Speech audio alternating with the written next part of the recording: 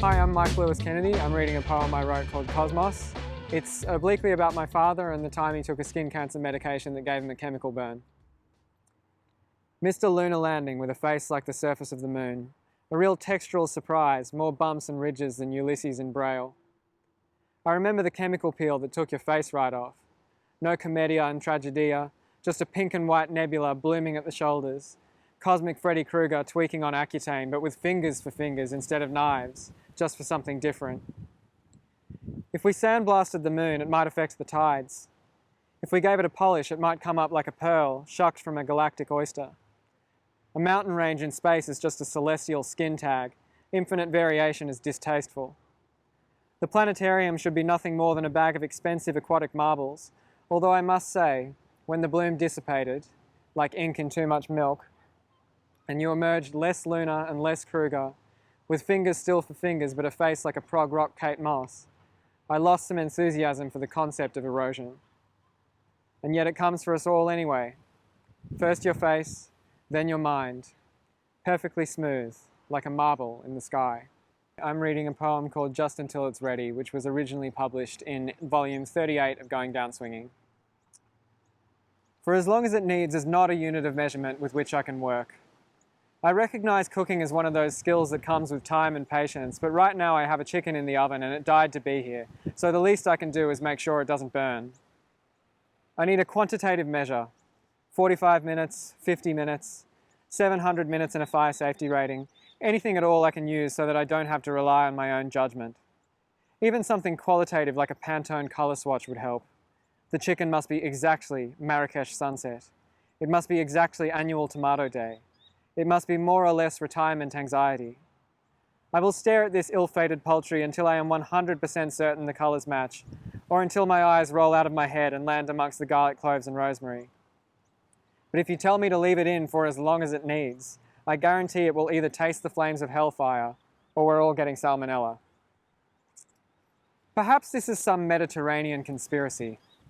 Once I saw an episode of Everybody Loves Raymond, when Raymond's mother gave Deborah a lesson in making bolognese.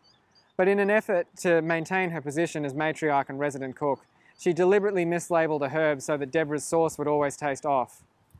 Maybe this is life imitating art, and I've unwittingly stumbled upon the tension of the migrant legacy, perpetually yearning for culture to continue unbroken and unblemished, but tragically reluctant to relent to your own personal and rapidly approaching departure.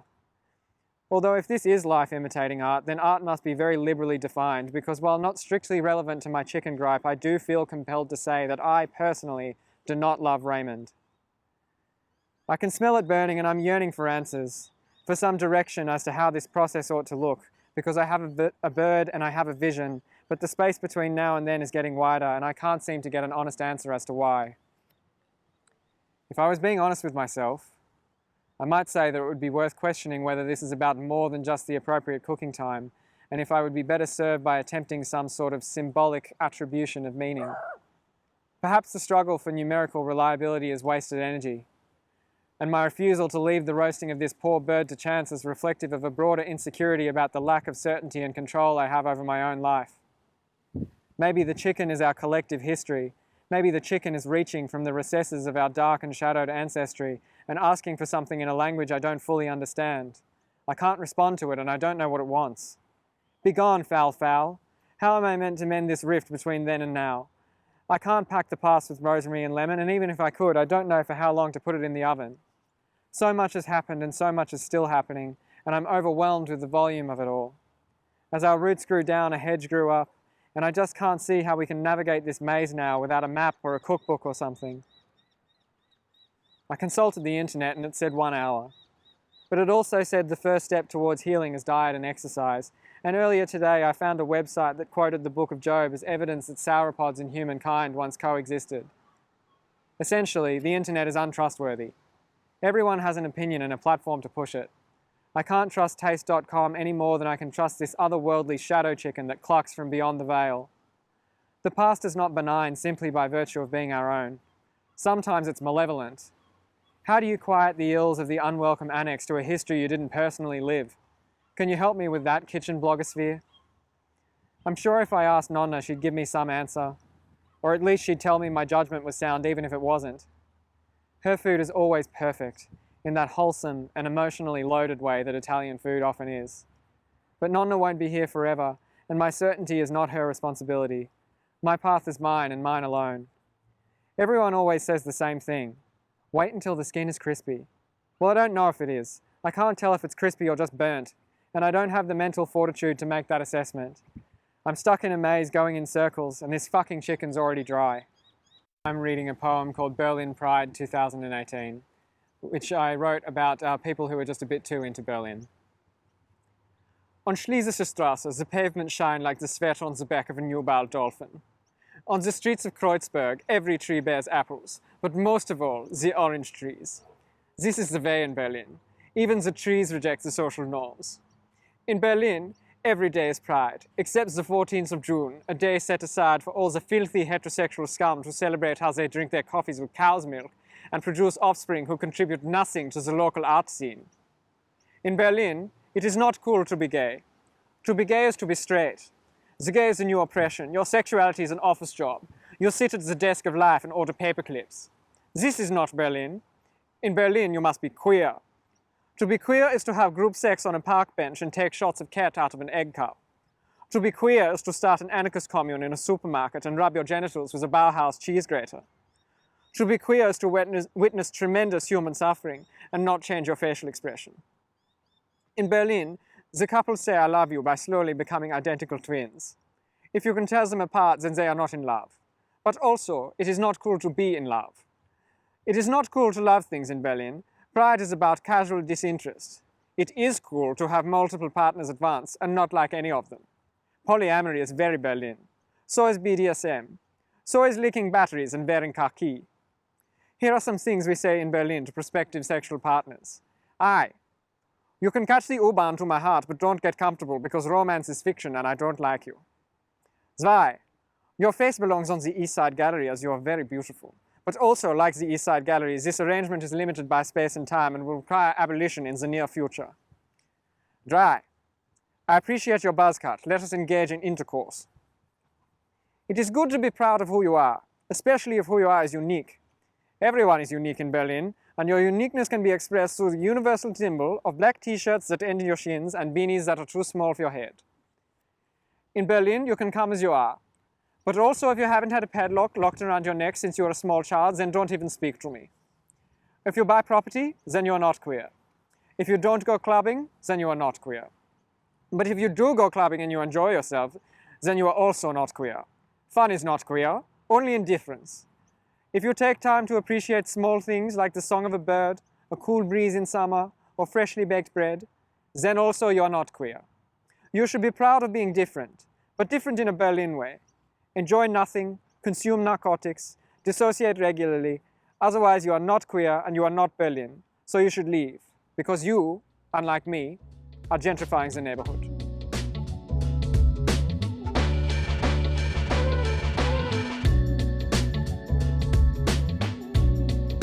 It's called Ode to My Kneecaps, and it's meant to be about celebrating the little parts of us that we don't celebrate enough. And ode is like a celebratory poem. So this is my ode to my kneecaps from my first book, How to Be Held. You who contribute to holding me up, but never take the credit. You silent sermon in the collapsing cathedral hall of my body. You lyrics after the chorus, living forgotten in the liquid center of noise. You tougher, larger, rounder knuckles, you grazed excuse for an epiphany, you always prepared for impact, you who have never been complimented, you shield sewn into my nonchalance, you good ending to a bad story. Ode to my kneecaps, who I always slice during shaving, you, the canvas of my clumsiness, you who click your invisible tongue at cold weather. Oh, kneecaps, you equator of ankle and thigh, you who feel the breeze through torn windows of my dungarees. Oh, kneecaps, you insistent creases, you section of wandering skull, you who have never been itchy. You unsubtle bone, not bothering to hide. Oh, kneecaps! You twin peaks! You rock hard boob shapes! You carpet burn after coitus! You altar of romance! You who have never been too big or too small for an outfit! You cement poured in by my parents! You faulty GPS I was born with! You flag, who has only ever felt half-mast, ode to my kneecaps, the breadwinner of my body, the bruise winner of my binge drinking. There are so many odes to collarbones. I'm sorry I didn't look lower sooner. You unassuming barricade, a mountain I can curl around on the train ride home.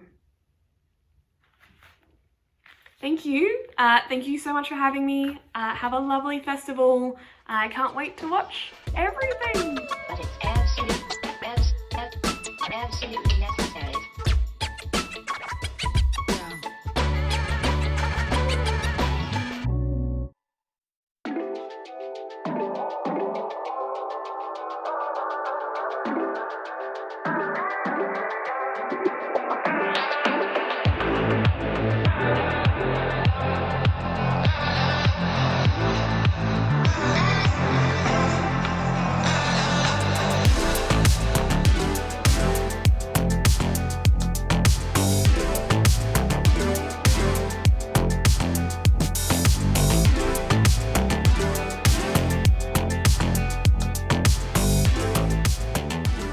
Hi everyone, I'm young adult author Will Kostakis, and it's my pleasure to be your moderator for this panel this evening. I would like to begin by acknowledging the Gadigal of the Eora Nation, the traditional custodians of the land from which we're broadcasting today, and I would like to pay my respects to their elders past and present.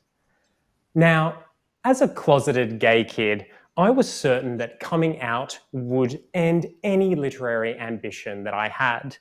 Funny how much the world can change in 15 years, or at least my perception of it. Tonight, we're talking about queer teens. What do young audiences want from their queer stories? Coming out stories? Something else? As societal attitudes towards queerness shift, are we still working through the trauma of our pasts and perhaps ignoring the realities of our present when straight guys are pretending to be gay on TikTok for clout and homophobic kids are being bullied in school by their peers rather than the queer kids? There's a lot to discuss, and I cannot imagine a more robust group of individuals to discuss it with. And through the wonders of technology, I'm joined today by Gary Lonesborough, the author of the remarkable The Boy from the Mish, a coming-of-age queer Indigenous YA story about a boy named George Jackson who is finding the courage to come to terms with who he is. We're also joined tonight by Alice Boyle, contributor to the anthology Growing Up Queer in Australia, and recent Text Prize Award recipient for her upcoming debut novel, Dancing Barefoot. We're also joined by Alison Evans.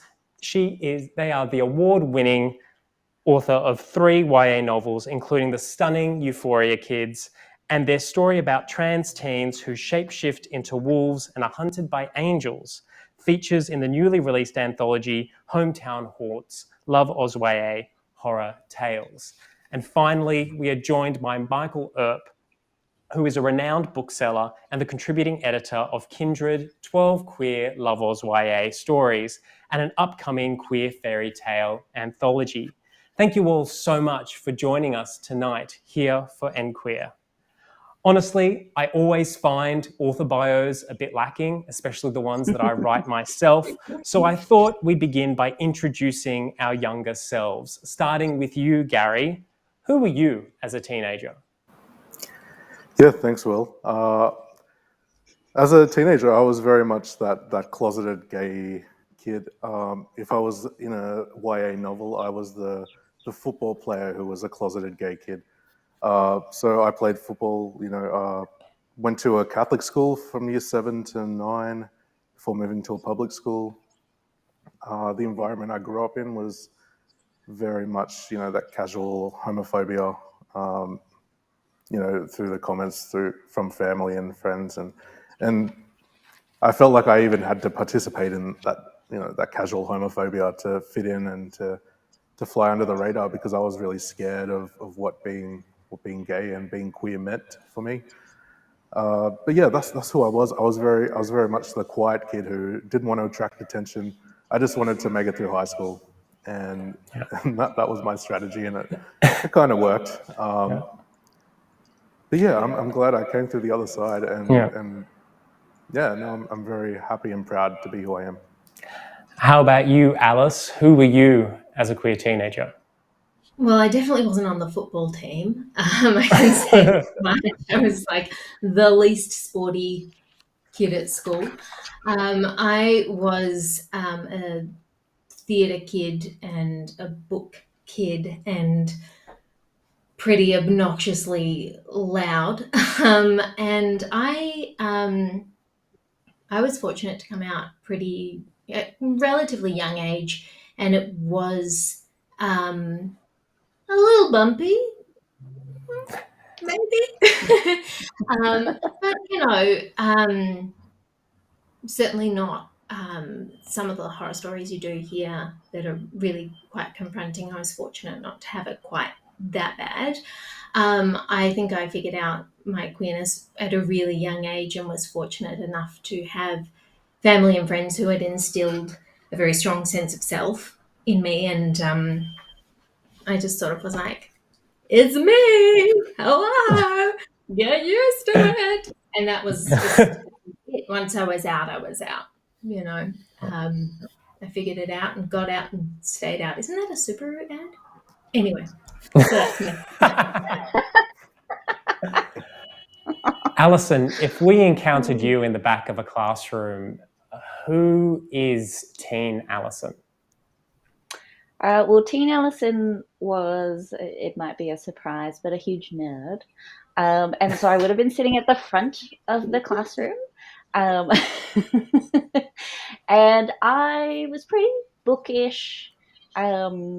Basically what you'd expect, really. I was writing my fan fictions in maths class. I did all my work, and then I wrote my stories, and they were really gay, and I was like, oh, that's interesting.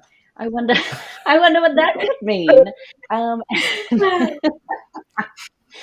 And then I sort of realized, what was going on, because no one wanted to say the word bisexual when I was a teenager. It was always alluded to, but no one ever said the word. And so I sort of figured out that it was a real thing by year 11. And then I guess all the gender stuff happened a while after that. But yeah, I definitely flew under the radar. A few of my friends knew, after I knew, maybe before, who knows. But yeah, very quiet and very introverted. That was me.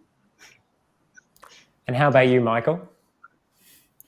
I think we're all pretty similar, except for maybe the story. Like, my only football story is when I went to a sports day and was supposed to be playing touch football, but the kids in charge decided we'd do tackle instead, and I got concussion. So yay! I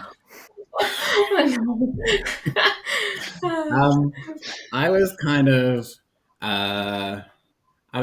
a loner in some ways. I had a small group of friends and was never in the popular crowd at school, but I was in the popular crowd at church. And so I was very much my school life and then my church life, and I was in the youth group, and I went on to be a youth leader and all of that sort of thing. While at school, I had my friends and did Rock Stedford a lot every year I was in high school, and in one year I was even the lead of Rock Stedford. But I was bullied a lot for being gay, even before I knew that I was. Like pretty much from year 7 through to 10, I was relentlessly bullied by like the jock kids. And then in year 11, I came out and everything switched. All of a sudden, everyone wanted to be my friend because in a school of 1,500, I was the only out kid. And so they all wanted that gay best friend. And like, so year 11 and 12 became a social event for me, and I had a great time. Were there any queer texts that just set your world on fire when you were a teenager, questioning your sexuality or your gender identity? Were you asking me or just the crowd? Anyone? I mean, I often cite 3 things because I didn't read a single book with a queer character in it when I was a teenager. But I did watch Will and Grace as often as I could. Dawson's Creek was like my Bible, and I had a big thing for Jack because that was queer life on the screen that I could watch around my parents because it wasn't the only storyline. And so, you know, I could hide it that way. And then I also secretly recorded the movie The Object of My Affection off the television and would often rewatch that when I was by myself because I just thought it was super cute. I know we talk about queer texts, but let's face it, there wasn't exactly a wealth of queer YA when we were coming up. I remember the librarian coming up to me, and I didn't know why at the time, but she was like, "Oh, William, I think you'll like this book." And it was Holding the Man, and it was like from the sealed adult section of the library.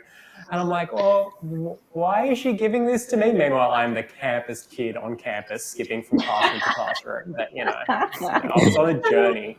Were there any other films or TV shows that jumped out at you or challenged you as a teenager? Anyone? I would just say when I remember the night I first discovered Queer as Folk. Yeah.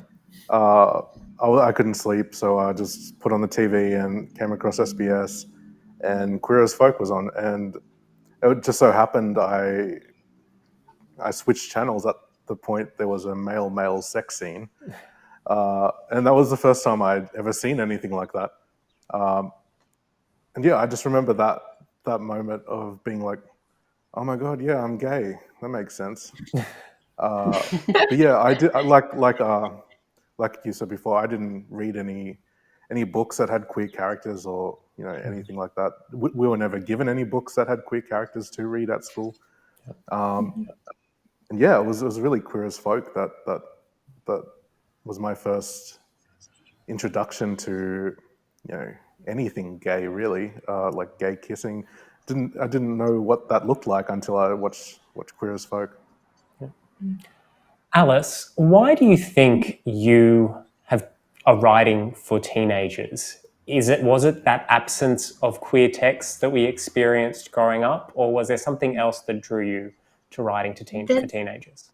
A really big part of it for me was the absence of queer texts. I sort of stumbled on YA kind of by accident, and also kind of through laziness in a way, because I was in my final year of uni, and I was doing this capstone subject. It was like a compulsory part of my creative writing degree, and you could pick different tutes based on, like, I guess the subjects, and like they were all kind of bundled into one. And I just sort of had a look and I thought, well, I've got a free spot on Wednesday, and if I pick the Wednesday class and I don't have to come to campus on Friday, how good's that? And then I showed up to the Wednesday class and the teacher was like, "So welcome to YA." I was like, okay, that's what we're doing. All right. It was my first time writing anything YA. Which in hindsight is quite funny because I've always been a really avid YA reader. Like, I love going back to these texts that, were quite formative for me as a teenager. And I remember in that class trying to do some research, trying to find some queer YA representation. And there was just so little. And the representation I could find was so depressing. Just like, car crashes and eating disorders and parental rejection and homophobia and bullying and self-loathing. And while those topics are, important to address, that's not the universal queer experience. And it made me really sad. So I thought, you know what? I'm going to write one. I'm going to write one where nobody dies at the end. How about you, Alison? Yeah, I think because I started writing when I was about probably 14, and I got really into fan fiction. And I think because that's where that's the age where my writing came from. I think that's a really comfortable place for me to write. Yeah, but I think just the frustration of not seeing like queers in space or queers in a magic world, like it just seemed so ridiculous. So I was just like, come on, please.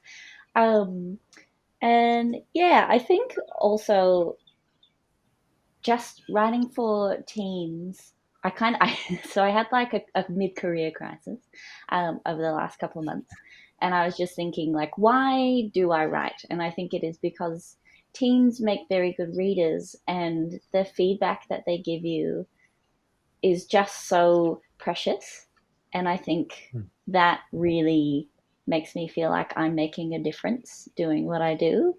And so I think the readership is a huge motivating factor for me in my writing.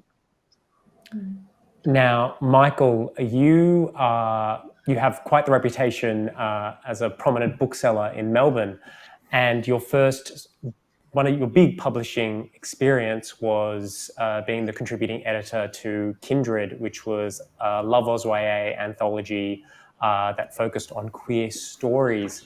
Why do you think, as a bookseller, you were drawn to writing for teens and, putting books in the hands of kids and teenagers?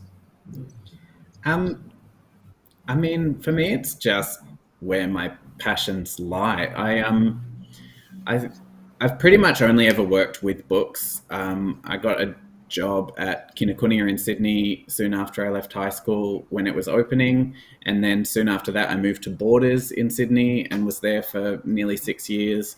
And in my time at Borders, I very quickly moved to be in control of the children's section because I just found that they're the books that I read, and I was like, it got to the point where all I read was young adult and kids books, and so it's all I'm really interested in personally. And so it's very easy for me to then just be like, well, if I'm going to write, obviously I'm going to write what I like to talk about all day long, every day. And so, yeah, when I had the idea for Kindred, I wanted an anthology that celebrated Australian YA writing and very, very queer. And so that's what I set out to make. And I love writing for YA because it captures this sort of memory of who I was, but in a slightly different light where things are a little bit better than they were. And yeah, I think that's why. I find that really, really interesting, that idea of capturing who you were, because, we're looking at our experiences now as, queer people in their, I'm going to guess, everyone's in their 30s-ish, and or 20s-ish, and it's our experiences are very, very different to those queer teenagers who are coming up now. Is there a tension between reflecting what it was like, for you, and coming to terms with, Michael, you mentioned bullying, coming to terms with all of that trauma and all your own experiences, but also, reconciling that with writing for teenagers now who hopefully don't experience that to the same degree? Well, with the bullying side of things, like I was always amused by the lengths the bullies went. Like I was actually like they'd walk down the hall and like scoff the F word, and I'd be like, is that the best you could come up with? Like, come on, this is 1999. And like, I just laugh about it with my friends. So, but what it did instill in me is a drive for genuine connection with those you actually make friends with. And so I think that's what I'm trying to capture. When I write now, I love looking at how people connect and what draws them together, and how very different people can become close through the many ways that humans connect. Does anybody else have anything to add about sort of the tension between writing your lived experiences, but also writing stories that appeal to teenagers and speak to teenagers today? I thought what Alison said earlier about, reading books and seeing like there are no queer characters in space, there are no queer characters, I think that for a long time, queer young adult fiction was really pigeonholed as coming out stories, and that's what queer kids want to read, and that's they're books written about queer characters, and only queer kids are going to read them.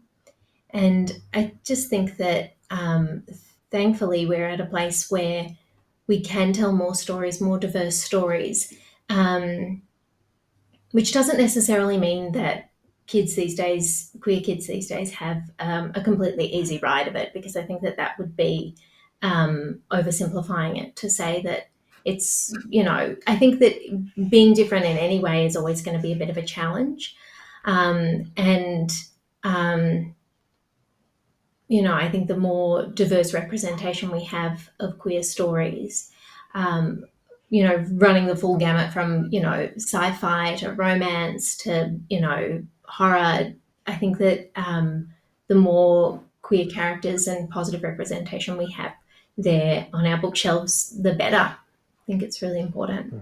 And it's really funny, we've hit this conversation where now we're talking about, we had our 3 or 4 coming out stories. We're done with those, when you have examples like Gary's debut novel, which is The Boy from the Mish, which was an Indigenous coming out story, which, let's face it, that was a huge hit upon release. And for most of the people who read it, largely white readers here in Australia, that probably would have been the first novel written by an Indigenous person that they'd read. And if not, it was certainly the first queer coming out story, YA novel that they had read.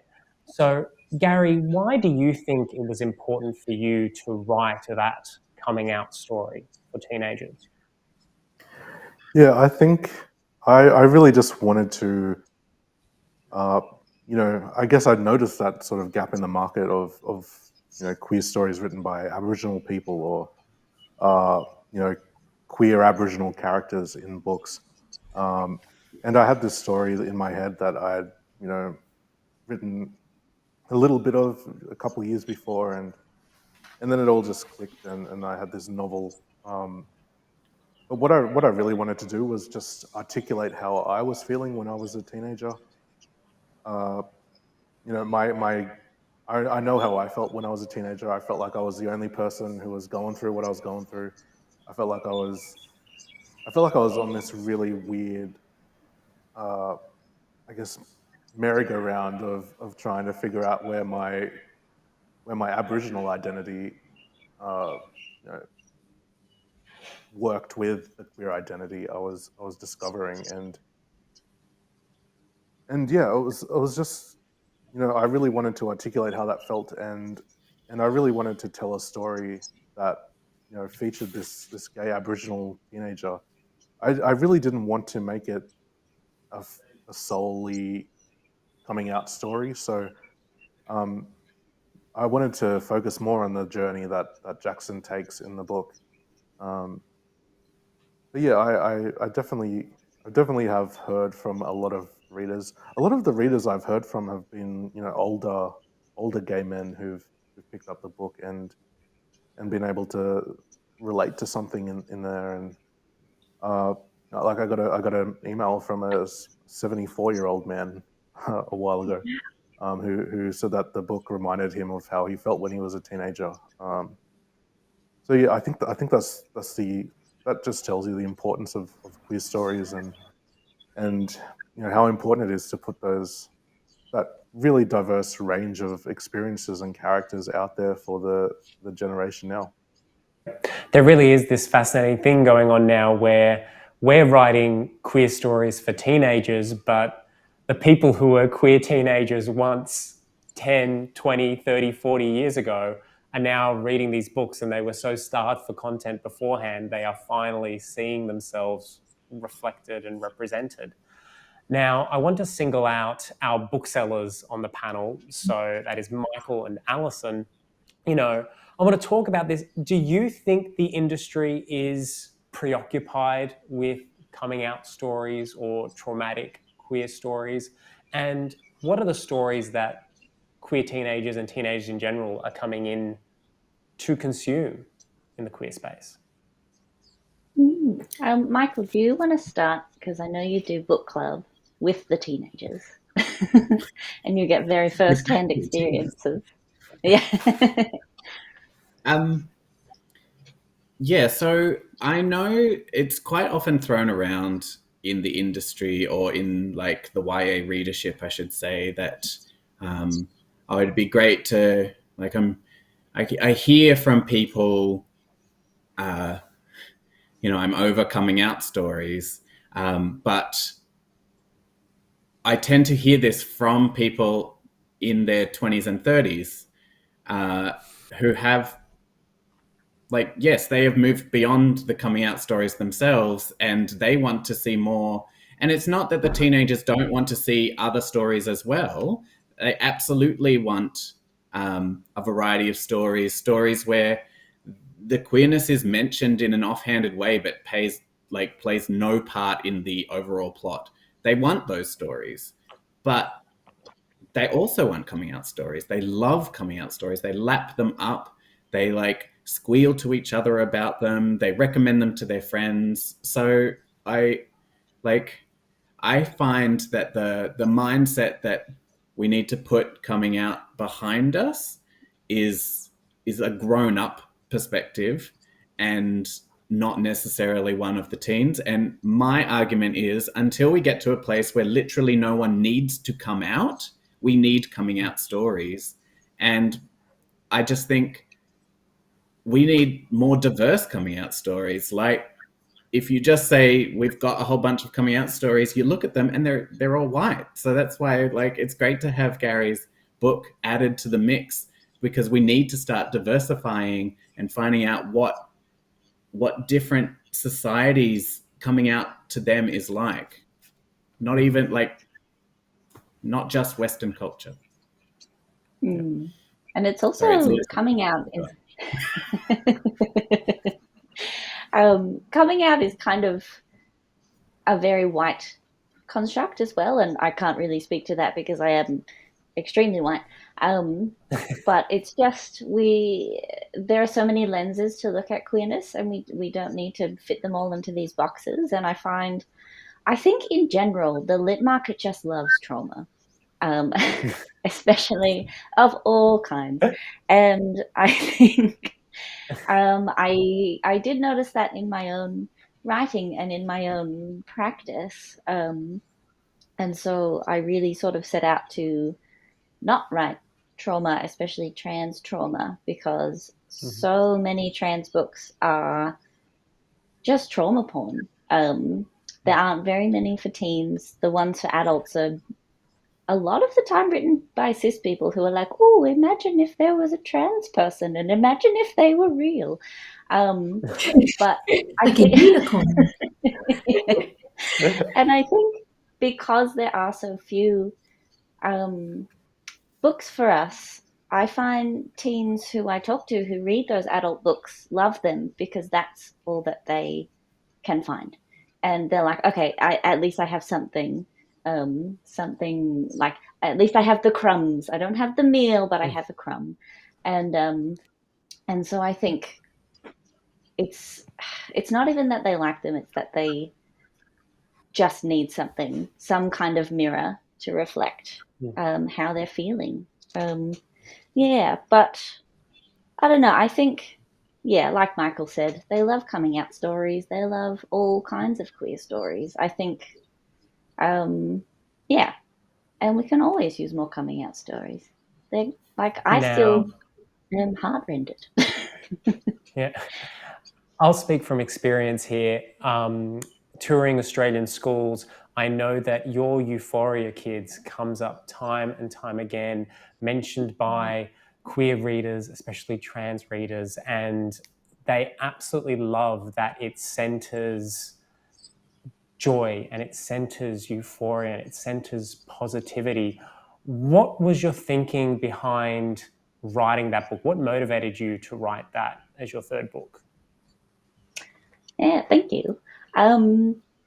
I was reading Finding Nevo by Never Sazin, and they said this thing where they were like, when I realized I was trans, I stopped imagining my future.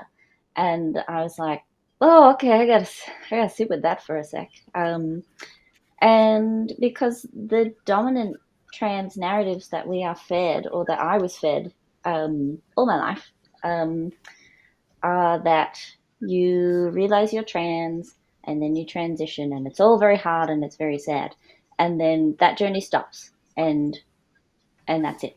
And I find that's something that I find really frustrating, is that we are more than our transitions, and it's also like transition doesn't really ever end. I think it's an ongoing process, and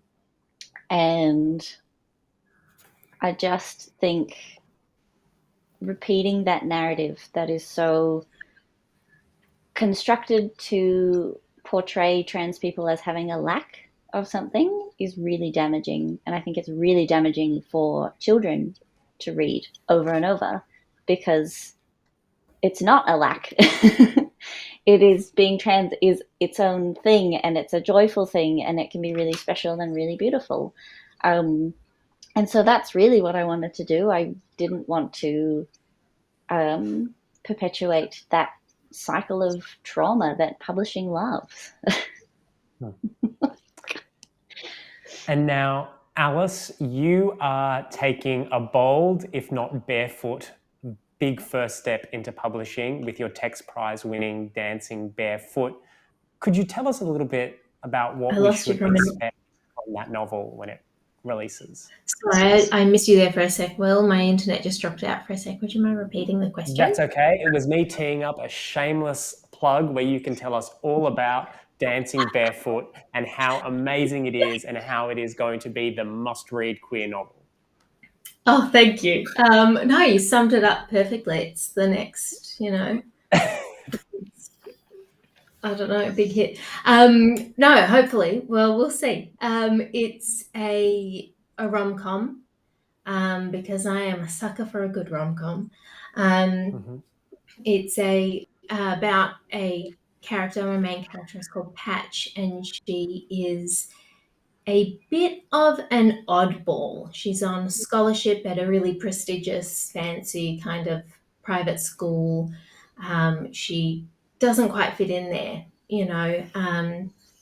She has one friend, one lone friend, called Edwin, who is kind of a ride or die kind of guy, and she has this very unfortunate, deep, long, unrequited crush on sort of one of the golden girls of the Lady TV series, but like the golden child, kind of perfect popular girl at school. And so she and Evie kind of form a connection, a friendship, and then it's kind of confusing, and Patch is doing a bit of a hopeless job supporting Edwin while he's transitioning, and she's just kind of trying to juggle everything. And it's a bit of a throwback to a lot of the books that I loved in the 90s, that were kind of a little bit of kind of slice of life, what's going on, like figuring out how how to be an adult, what kind of person you want to be, and how to get there.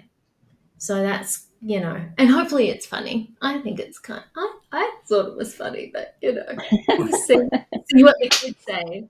Michael and Alison, I'm gonna, be relying on back. There is a severe lack of queers in space, though. So I want to know, Alison mentioned that earlier, but are there any kinds of stories, queer stories, that you would love seeing, or at least you would love to see in the coming years, that you're not working on because you don't want to sort of give that away? Queers in space. I would really like to see really cool. Hey, we had that one really tepid kiss at the end of Rise of Skywalker. So I don't know about you, but I'm like, that is all the space queers that I need. Yeah. Gosh. Yeah, no, maybe you're right. No, I want to see weird gender aliens. That's what I want to see. But also, have the humans be trans too, not just the aliens, because then that can get a bit messy. Yeah. Anyone else have any stories on their wish list? I've got a wish list as long as my arm. I want to see more trans fiction in general. I think that would be fantastic. I want to see some more. I really want to see some more First Nations queer fiction. I really want to see BIPOC queer fiction in general, and I want to see more, girl queer fiction. I think that's kind of lacking. I think that's often on the back burner. You see a lot of beautiful queer love stories between boys and young men, and I think that's great. But I'd love to see something different. Just a short list. Anyone else?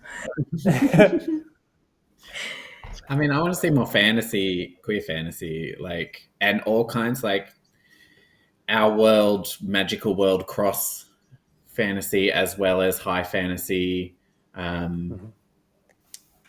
Yeah, and excellent. And now, trans people. I want in to those talk worlds. a little. Yeah. All right, so I've just been told that we have a question from the audience, which I will awkwardly read out to you now. I'm an English teacher and would love to introduce a great novel or short story to my junior classes, but want to steer away from anything too depressing. Do you have any recommendations? Well, honestly, I would recommend the work of everyone on this panel, but in particular, in terms of centering joy and it being a junior class, I'm assuming year 7, year 8, I think Euphoria Kids by Alison Evans really slots into that really nicely. But does anybody else have any recommendations? Was that a short story? Did they say so? A novel or short story? I quite liked Jen Wild's story in Kindred. That was really cute, and it's about sort of learning what is a good friend as well, which I think is quite important when you're a queer teen. One that's a novel but is a quick fun read that all of the book clubbers at work loved is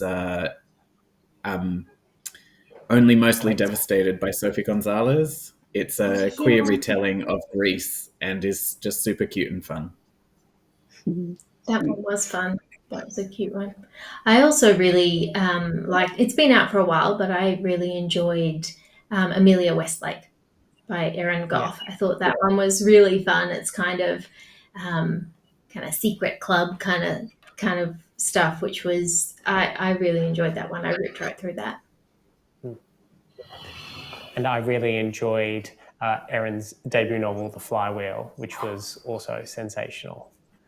But yeah, now I would love to pivot to sort of how the sausage is made and talk a little bit about your experiences as queer storytellers in publishing, because I'm not really a publishing elder at this point, but I was published a few years before you, and I've run the gamut from, in 2012, publishers telling me, hey, Will, all these characters, make them not queer, and, running all the way through to more recently, where publishers are like, "Will, make everybody gay," and I'm like, yes.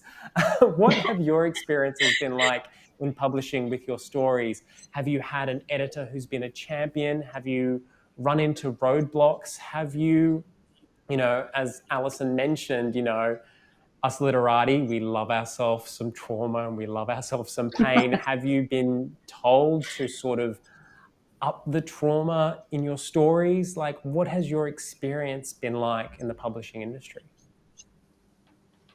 Well, I think, Gary, you were most recent. Do you want to kick us off? Yeah, I'm just thinking. I guess my perception of what publishing was going to be like. I thought the reason that I hadn't read any queer First Nations stories was because there was no market for that. There was no readership. Publishers didn't want to publish queer First Nation stories. That was my perception. So I just kind of sent this manuscript out into the world and found a publisher. But what I found was my publisher that I worked with was really enthusiastic and really connected with my characters and the story and really, I guess one of the big reasons that they were so excited about it was that they hadn't read anything like that before. They hadn't seen anything like that in the Australian YA market. Yeah, I've had nothing but positive experiences with my one book so far. Yeah, I can vouch for the enthusiasm of your publisher. Your editor constantly raved about your book for a good year in the lead up to its publication. That's cute. Really well loved. Well, Yeah, I mean, I'm in the middle of edits for my debut at the moment, and I have to say, so far, the experience has been really wonderful. My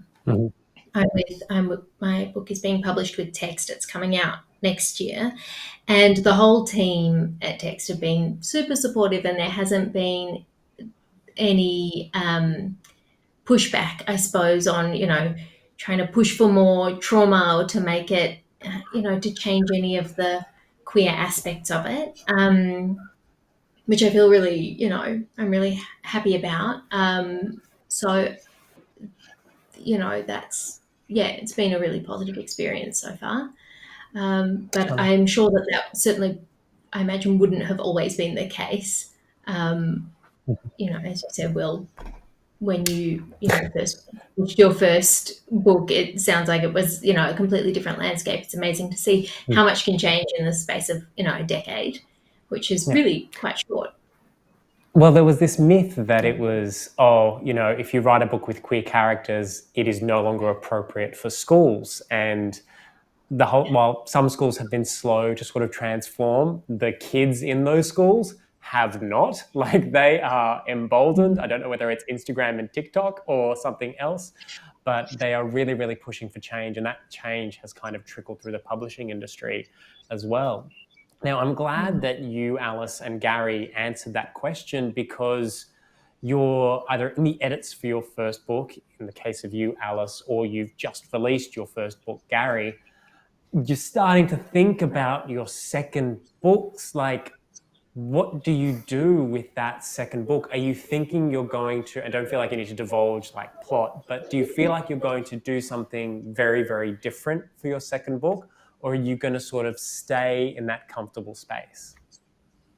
Gary, do you want to? For me, I guess, yeah, I'll take it first. I guess for me, there was a period of time where, leading into the book coming out, where I was really worried I was going to be, pigeonholed as this writer who only writes about gay Aboriginal teens and their coming out experience or their journey to self-discovery. So there was a period of time where I only wanted to write something completely different. And really, I don't really want to put any pressure on myself, I guess, because of that. Yeah, since the book's come out, I've really eased into the whole whole idea of the next story. For me, I don't want to push myself towards writing a similar story to The Boy from the Mist. I just want to focus on the next character that comes to me. I just want to focus on telling that story that that comes to me when I'm least expecting it, or just writing that next character. Whether it's a really queer story or not, doesn't really matter to me. I just want to write characters that people can be excited by and relate to and enjoy reading about. About you, Alice? I think it's interesting what you were saying, Gary, about not wanting to be pigeonholed as somebody who writes about a particular sort of part of your identity.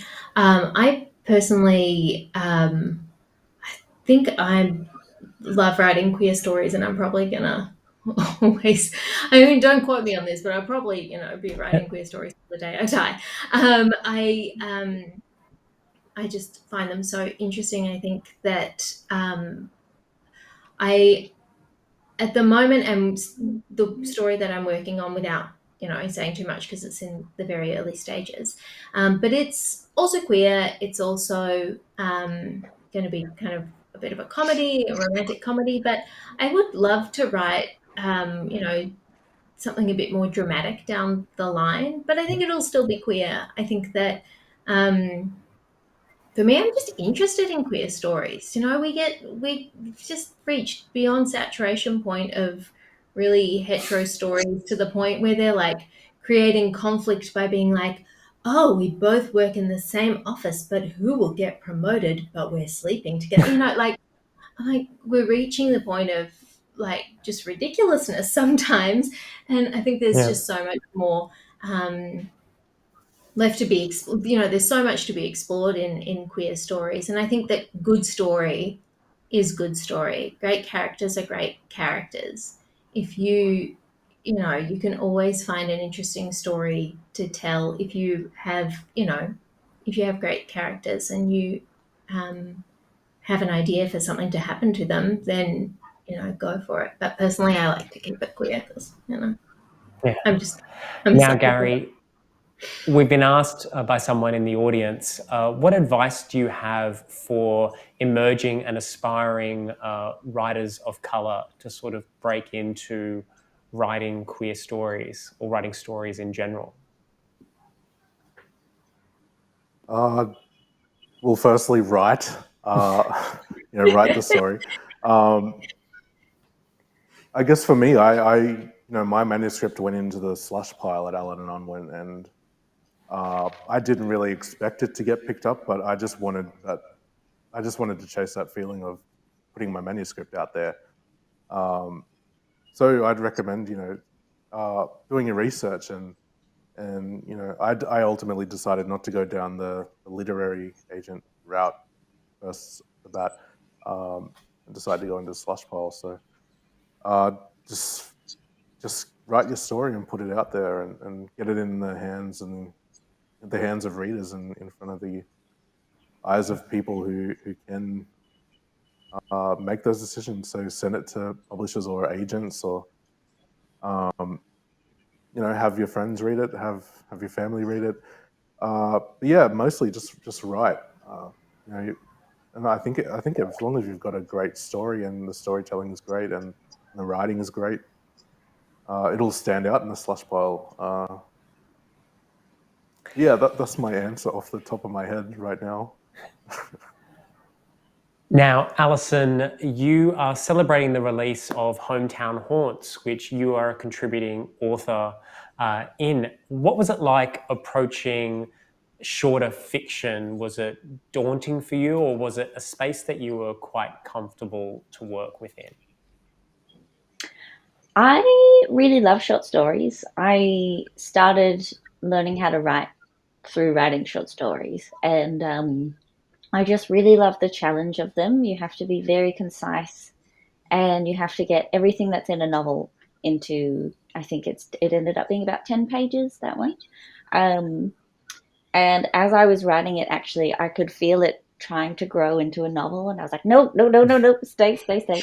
And I really enjoy, I really enjoy that challenge, because I think when I'm a terrible first drafter, and I think I really shine when I'm editing my work. And sometimes I find a novel just so inaccessible when I'm trying to write it, trying to edit it, sorry, which is why I tend to write shorter novels. Like Euphoria Kids is 45,000 words, I think.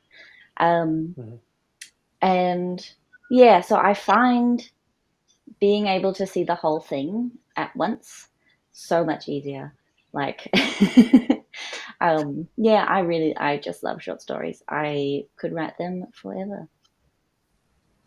Speaking of short stories, we have a Michael who has published one anthology, which was Kindred, and you are going to follow it up with a queer fairy tale anthology. What has drawn you to the anthology space? Well, look, it's a little self-serving, if I'm honest, because I'm yet to break into publishing with my own novel, and so that's still a work in progress. But in the meantime, why don't I write on lots of other people's names and get my name out there? I mean, that's the cynical way of looking at it. The other way of looking at it is I just really, really love short stories, and I hadn't written any myself until I started taking writing a bit more seriously. And then I went on a writer's retreat in America a couple of years ago, and my mentor there was like, how many short stories have you written? And I was like, 4. And he's like, and how many have been published? And I was like, 4. It's like, okay, so clearly you're onto something. And so, I mean, that is still not the same ratio. I have many unpublished short stories now, but I just love how concise a short story can be, and I love how different authors respond to the same prompt. Like Kindred, I just said, write about community, and the variance in stories in Kindred is enormous. And so I've always been obsessed with fairy tales. So this next one, that's not coming out for a couple of years, but still it's in the works. I want queer retellings of fairy tales because I love fairy tales, so why not make them queer? Now, in my preparation for this panel, I went back to your books, and I was struck, Gary, when I went back to The Boy from the Mish, and I revisited my favourite scenes, and then I ended up finding the author's note at the back of the book, and I saw you go to great lengths to separate who you are and your lived experiences from the experiences of your protagonist and the community that he grows up in. And I wanted to open this up to the whole sort of panel. You know, nowadays, you know, when identity and author brand has been such a huge part of how we sell books, there's sort of the blurring of the autobiographical and the fictional. And I think it's even more so when we write queer stories. People are always like, oh, did this traumatic thing happen to you? Do you find it sort of strange or uncomfortable? Like, have people inferred things about your lived experience from reading your fiction? I'll start. Yes, I've had so many people I know ask if I base this character or that character on them. I think in the early writing process, I was so, like, the lines between myself and Jackson was so, basically there were no lines. I was putting way too much of myself in there. So, you know, pulling that back. But the big reason I did, you know, really want to make it clear that it was a work of fiction in that author's note was because I was, you know, I was setting the story on an Aboriginal mission and setting that in contemporary Australia.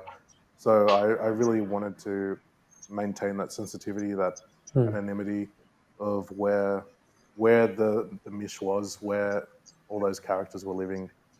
You know, the Mish doesn't have a name in the town, so that was all very deliberate to, you know, to not say that the things that happen in this book happened at this particular Aboriginal village. So yeah, for me, it was more about the cultural sensitivity and I think in a way, just making it more accessible to the people who do know me, because they might think that you know, that I went down and stole some alcohol out of the campers' deskies at the lake, which I may or may not have actually done once. But yeah, for me, it was more about the cultural sensitivity and you know, not painting a picture of an actual Aboriginal community in a negative, or, you know, because I really wanted to be raw and authentic with the real world around Jackson. Yeah, not pointing fingers at any one place was my main goal with that author's note. I've heard that so often with debut authors when they write their first books, you know, that line between protagonist and author is really, really blurred in those early drafts. Alice, did you have a similar experience when writing your upcoming novel, Dancing Barefoot? A little bit, yeah.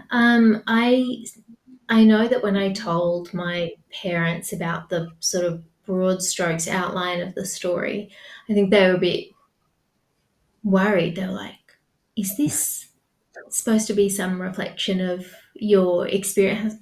I was like, "Not at all, actually." But I think that as a debut author, when you are dealing with such a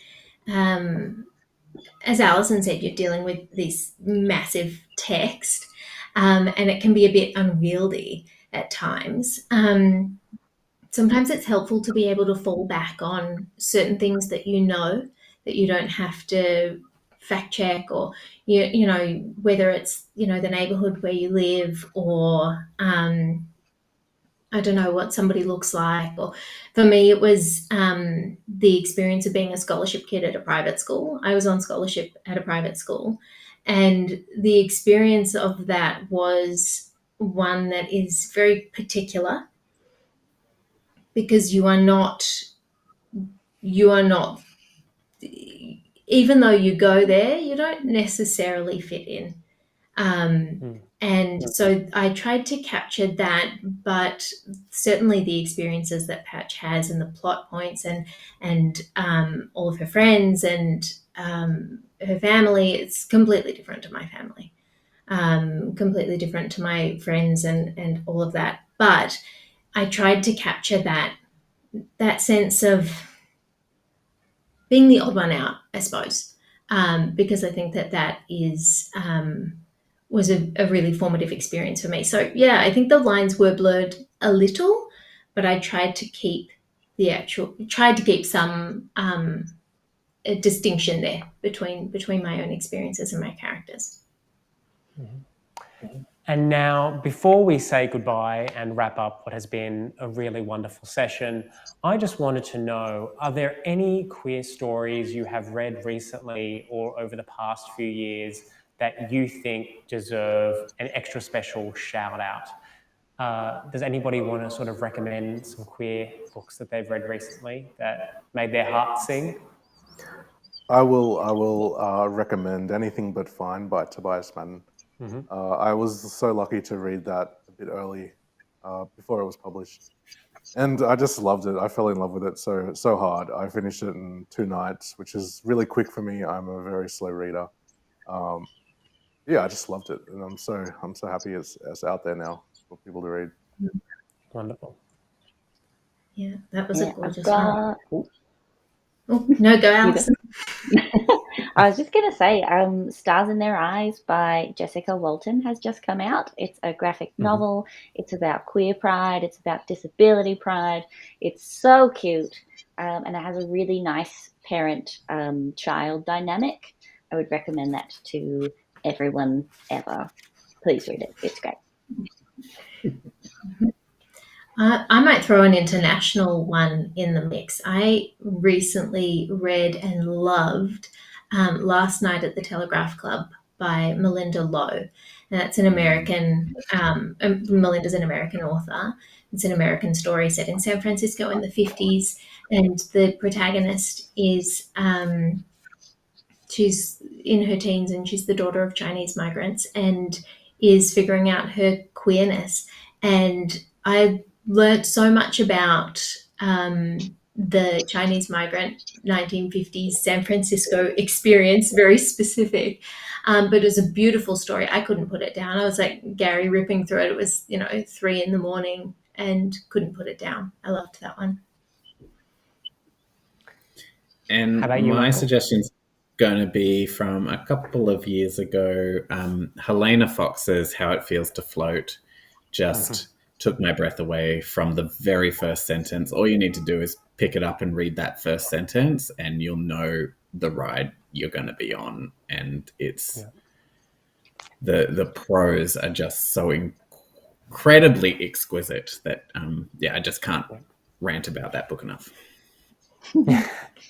Sensational. Well, thank you so much for your time tonight. I would like to thank you all, Gary Lonesborough, Alice Boyle, Alison Evans, and Michael Earp, for sharing your insights and for talking about your work for an hour on a Friday night.